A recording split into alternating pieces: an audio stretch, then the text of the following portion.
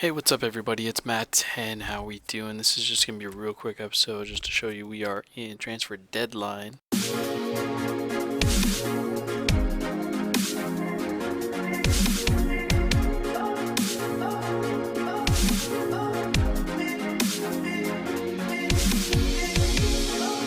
Our depth, I mean, it's not the greatest. Midfield's definitely there. Some players that are outside, like Sherry's going to be interesting. I'm not sure about Manuel Thomas if he's going to step up. He's had his opportunities against Liverpool and didn't make the most of it. David Ball, that's probably a more nostalgia than anything, but I still believe in his abilities. Disappointed in Poulter, just joined the club, as default by the squads I use. So that's kind of unfortunate. I have to stick with him. I'm not a big fan of him. Don't like how he feels. I don't know. So we'll see how that ends up. Leroy Fair is a big old money hog right now, and I don't really know if to start him over Fowlerland or not. So I'm still figuring him out. I'm gonna go ahead and put him over there. Probably replace Diakite just for the sake of it, and then Henry's another one of those, and Tozer. And that's pretty much how it's going to be looking.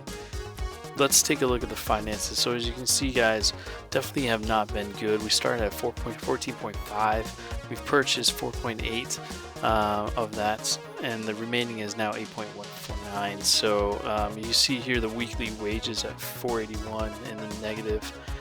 So it's not terrible, but it's not great. We definitely need to offset that. We've got to see who we have transfer listed. I have transfer listed Sandro, and that's really all I can do so far. His wage is pretty significant. We look at it by wage. Anuaha, our captain, has the highest amount. Leroy Fair, this kind of compels me to play him a lot more, considering how big of a money hog he is right now. And then you got Fowlerland, who's 10k less than him, even a lot older. So maybe that's something I need to consider for my squad. Okay, so for the short list, we're going to start. We're focusing on position wise. So let's focus on center backs first. Okay, Angela is also slightly injured right now. But I need somebody to be up there with Nuaha, and also as we build more depth for our team. Will Orban's a fantastic player in the second division, the Bundesliga, so I definitely am looking at him. Footwiz.com says he's really high potential for that. And then Stip Vukur, sorry if I'm butchering these names, but also played for Kaiserslautern. Young center backs, both these players are, and so that's what I'll be looking at for center backs. We've already gone over Joseph Mir Ballon. He's a free agent as a CDM. This is one that I probably won't really move on, actually. He's good, but I'm just going to remove him. I don't really want to pollute myself with more midfielders than I need to. Thomas Rincon is another one of those that I've always loved. I like using Genoa when I play just on my own in my own career mode without broadcasting or anything like that. And he's a fantastic player. So that's another nostalgia choice, but I've already inquired, so I'll wait how that sees. I don't think with my wage and my finances it's not going to look good. And then we've got Rafael Acosta, another free agent.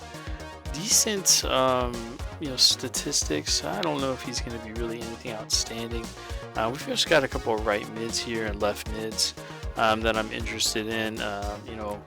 Not to be a typical guy who goes after Kyle Bennett, but I mean he's pretty remarkable pace. And Matty Phillips, if he breaks down or anything like that, I mean Kyle Bennett would be fantastic. He could even be pushed there on the left side. Junior Hoylett seems to break down as well. Aaron Doran was scouted. Has great agility, great sprint, speed. Probably on the ball control is probably where he lacks. So if we don't get Kyle Bennett for whatever reason, we can go after Aaron Doran. And we look at Darren Gibson. Darren Gibson is a fan favorite as well. I personally have always enjoyed watching Darren Gibson when he played for Everton, played a little bit for Man United, of course. It's a heavy price tag though for what we are at. I still inquired about him.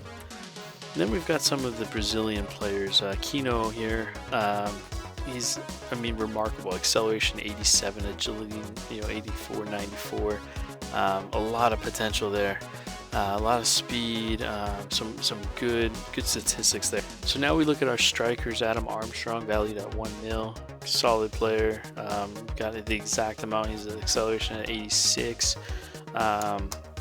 Sprint speed is pretty fantastic. Good size. I don't believe he's the biggest player either. He's 5'8", but he's 18 years old. So a lot of upside there. Gustav Engvall here, that was recommended by one of the viewers, Daniel Sturridge, on the YouTube. So we're looking at him as well. Then we've got Carlos Strandberg, who was suggested as well by Mr. Daniel Sturridge, their YouTube viewer. So we're going to take a look at both of those guys. Suleiman Koulibaly was recommended by Aquaman on YouTube and Operation Sports, so we'll take a look at him as well. Ross McCormack, Nick Oakley, pushing those Fulham players. I have no problem with that, being a big Fulham fan. More so, if you guys don't know me, I'm more about a player fan. I've followed Clint Dempsey his entire career from college all the way to where he is now in Seattle. So I follow players, just like I did with David Beckham. I followed David Beckham. I followed Michael Owen. I followed my all-time favorite player is Jose Luis Chilavert, the goalkeeper from Paraguay. So I follow players. I don't follow clubs. McCormick, pretty hefty price tag as well. We'll see. Mami Diouf, probably not going to happen, all things considered. He's up there in age. This is a player I think I am going to remove. I don't think we can even afford him. Pedro Roca, though, really hoping for this guy. This is like probably, if you were to put my priorities, I would put Pedro Roca as #1 priority. 20 years old, from Grêmio, Brazilian.